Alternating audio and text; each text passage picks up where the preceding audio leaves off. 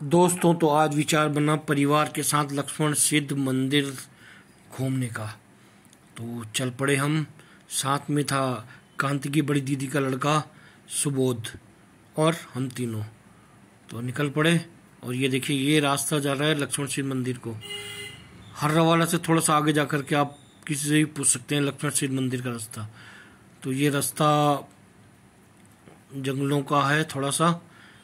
हालांकि यहाँ खतरनाक जानवरों का डर तो नहीं है, लेकिन थोड़ा बहुत बंदरों का डर रहता है। तो आप अपने हाथ में यदि कोई डंडी वंडी पकड़ ले तो थोड़ा सा बंदरों का कम हो जाता है हमला करने की संभावना। नहीं तो अगर जो आपके हाथ में अगर तो गुड़ लेके आ रहे हैं, कुछ खाने का सामान लेके आ रहे हैं, तो वो आपसे छीन सकते हैं। इतना ध्यान रखिएगा कि वो आपसे उस सामान को छीन सकते हैं, चाहे वो आपके हाथ में गुड़ की भेली हो या अन्य कोई सामान। ये देखिए, ये भीड़ शुरू हो गई उनकी। ये देखिए। और ये पैदल यात्रियों पे तो ज़्यादा छीनने की कोशिश करते हैं उनसे, अगर जो उन्हें खुला कुछ सामान दिख जाता है, गुड़, मिठाई या कुछ भी अन्य इस तरह का सामान।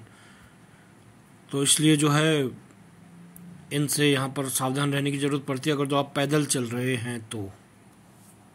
मैं और सुबोध तो स्कूटी में आ गए थे, लेकिन कांति और खुशी वो तो पीछे आ रहे थे विक्रम से।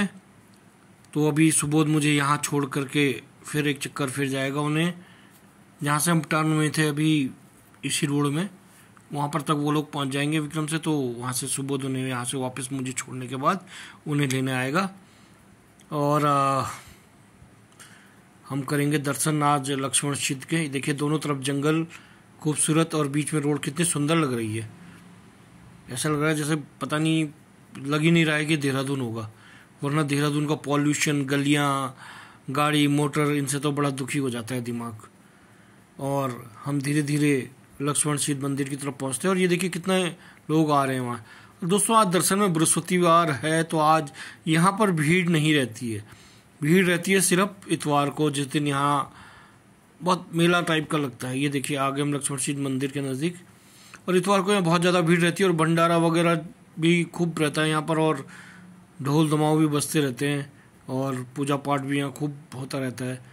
पूजा पाठ तो खैर रोज ही होता है। ये देखिए, ये लगे हैं स्टॉल जगह जगह, खाना, गुड़ वगैरह, प्रसाद वगैरह। ये प्रवेश द्वार है लक्ष्मण सिद्ध का। दोस्तों, ये लक्ष्मण सिद्ध के प्रवेश द्वार में हम पहुँच चुके हैं और यहीं से एंट्री होती है। और ये देखिए, ये खूबसूरत सा लक्ष्मण सिद्ध। जगह जगह पर प्रसाद बेचने वालों की दुकानें सजी हैं, और चाय पकोड़े बेचने वालों की दुकानें भी हैं यहाँ पर, क्योंकि मौसम हो रहा है ठंडा। ठंडा तो क्या हो रहा है, मतलब बाहर तो ठंडा ही है हल्का फुल्का, क्योंकि बरसात का मौसम आ गया है। बारिश खूब हो रही है, पर आज हमारी किस्मत से बारिश अभी तक तो नहीं हुई है।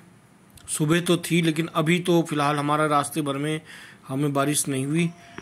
और देखते हैं जाते समय। और ये घूम रहे हैं हमारे वानर राज जी, जो कि शायद जा रहे हैं पंडित जी से कुछ इस उम्मीद में कि वो उन्हें कुछ खाने को देंगे। और यहाँ से आवाज़ें दे रहे हैं पंडित जी को, और पंडित जी भी इनकी आवाज़ें पहचानते हैं। वो भी इनको कुछ ना कुछ देते रहते हैं, जो भी प्रसाद में आता है। तो वो इन जानवरों को, चाहे वो गाय हो, बंदर हो, पंडित जी लोग इनको कुछ ना कुछ देते रहता है। अभी शायद आने वाले होंगे इधर से। तो वो बंदर भी तभी इसी उम्मीद में आया, क्योंकि जब वो देते होंगे तभी आया भी है, वरना इसने आना नहीं था। तो इसे उम्मीद है यहाँ से कुछ मिलेगा। और यदि इन्हें मिलता नहीं है तो ये क्रोधवश छीन भी देते हैं। हाँ, मैंने कई बार, एक बार तो मेरे से भी बेली छीन के ले गए भाई। वो रोड में जहाँ से हम आ रहे थे ना, वहाँ से एक पूरी बेली छीन के ले गए। और लोगों से तो छीनते ही रहते हैं। ये देखिए, आए पंडित जी और ये केले का प्रसाद इन्हें दिया और वो खुश हो गया। अब ये इस तरह से अपनी डिमांड करते हैं, और पंडित जी भी प्यार से इन जानवरों को कुछ न कुछ प्रसाद स्वरूप जो भी आता है मंदिर में, वो इनको जरूर देते हैं। और ये केले का आनंद उठाता हुआ वानर राज। दोस्तों, देहरादून में 4 सिद्ध हैं: लक्ष्मण सिद्ध, मानक सिद्ध, कालू सिद्ध और माणु सिद्ध। देहरादून की भीड़ भाड़, चहल पहल से दूर यह क्षेत्र बिल्कुल शांत इलाके में स्थित है। जहाँ पर आपको लगता भी नहीं कि हम शहर के अंदर हैं। बिल्कुल शांत, चारों तरफ प्रकृति। इस स्थान पर लक्ष्मण जी ने तपस्या की थी, क्योंकि उन्हें लगा था ब्रह्म हत्या का श्राप, जिससे मुक्ति के लिए उन्होंने यहाँ पर लंबे समय तक तपस्या की। इसीलिए इस स्थान का नाम पड़ा लक्ष्मण सिद्ध। यहीं से कुछ दूरी पर, जहाँ पर मैं जा नहीं पाया लेकिन थोड़ी सी दूरी पर है, आप लोग अगर जाना चाहे तो जा सकते हैं, एक कुआं भी स्थित है जिसमें सीता माता को प्यास लगने पर लक्ष्मण जी ने धरती पर अपना बाण मारा और धरती से जल को उत्पन्न किया और सीता माता की प्यास बुझाई। और ये है मेरे भाई पंडित नितिन बर्थवाल जी, जो कि यहाँ के पुजारी भी हैं और पंडिताई भी करते हैं। बाकी अभी मैं भाई नितिन बर्थवाल को बोलूँगा, वो थोड़ा हमें यहाँ के बारे में बताएगा। पंडित जी, ये देखिए यहाँ पर भीड़ तो है नहीं आज खास, परंतु फिर भी कुछ एक लोग हैं जो आए हुए हैं। शायद इतवार को उन्हें समय नहीं मिल पाता होगा, तो आज बृहस्पतिवार को वो लोग यहाँ आए हैं। इतवार को दोस्तों यहाँ पर काफ़ी भीड़ रहती है। वैसे सही कहूँ तो यहाँ आना इतवार को ही चाहिए। खूब नज़ारा दिखने लायक रहता है, भीड़ भाड़ भी खूब रहती है, रौनक रहती है यहाँ मंदिर में, और आदमी किसी तरीके से किसी भी प्रकार से उसको बोरियत का आभास नहीं होता। ये देखिए शिव जी शिवलिंग पर जल चढ़ाते हुए लोग, और ये मेरा परिवार भी। दोस्तों, जो भी आप लोग देहरादून से बाहर रहते हैं, कभी देहरादून आना हो तो इस मंदिर में ज़रूर आएँ। लक्ष्मण सिद्ध कोई दूर भी नहीं है और प्रसिद्ध भी बहुत है, और सिद्ध बाबा का आशीर्वाद प्राप्त करके जाएं। कहा जाता है अगर जो कोई भी आदमी यहाँ आता है तो उसकी मनो इच्छा जरूर पूर्ण होती है।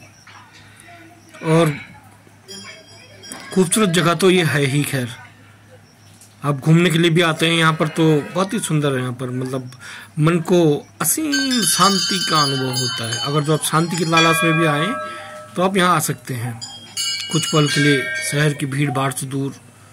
यदि आपका मन हो कुछ अलग देखने का तो यहाँ आया जा सकता है। और ये भगवान के ध्यान में लीन पत्नी और पुत्री।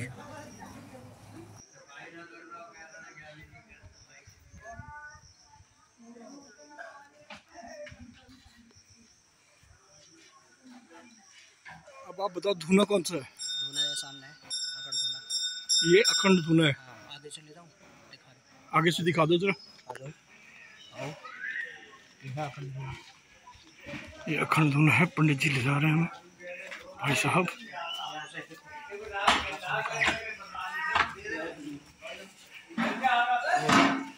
ये है धूनी अखंड धूना। अच्छा अच्छा अच्छा अच्छा अच्छा, ठीक है।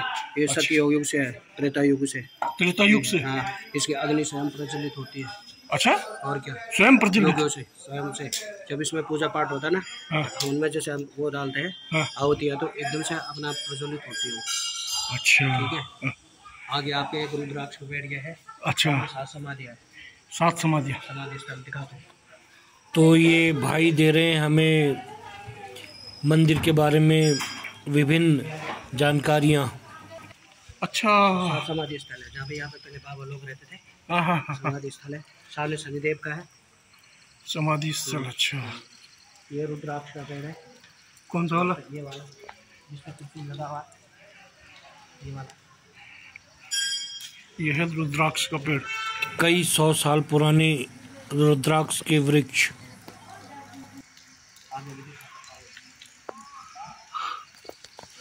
अच्छा, पंडित जी हमें कुछ दिखाने ले जा रहे हैं। ये जो रुद्राक्ष का पेड़ है 2000 वर्ष पुराना है। क्या बात कर रहे हो? हाँ, 2000 वर्ष पुराना। ये जो चबूतरे में है, इसमें एक मुखी से लेकर 16 मुखी तक पाया जाता है। अच्छा, 16 मुखी रुद्राक्ष। कितने पुराना बोला तुमने? 2000 वर्ष पुराना। 2000 वर्ष पुराना ऐतिहासिक ऐतिहासिक वृक्ष रुद्राक्ष। रुद्राक्ष का। अच्छा जी, बहुत सुंदर। रुद्राक्ष लगे रहते हैं इसमें, लेकिन आजकल अभी है नहीं। पहले अभी गर्मियों में थे, लोग ले जाते हैं ना उठा के। अच्छा अच्छा, नीचे गिर जाते होंगे ना? नीचे गिर जाते हैं। इससे आगे जो है एक तार लाइन जा रखी है, वहाँ पे कुआं है।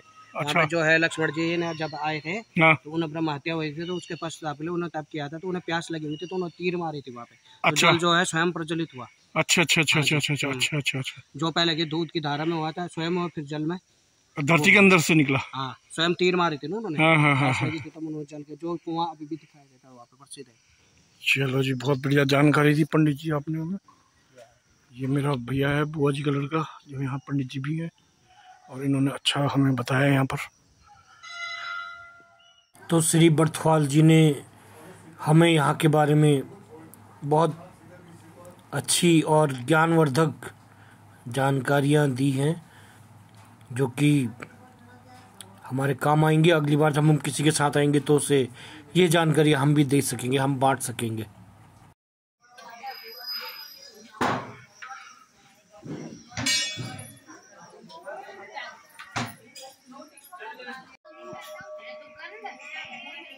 जय हो, जय हो, जय हो।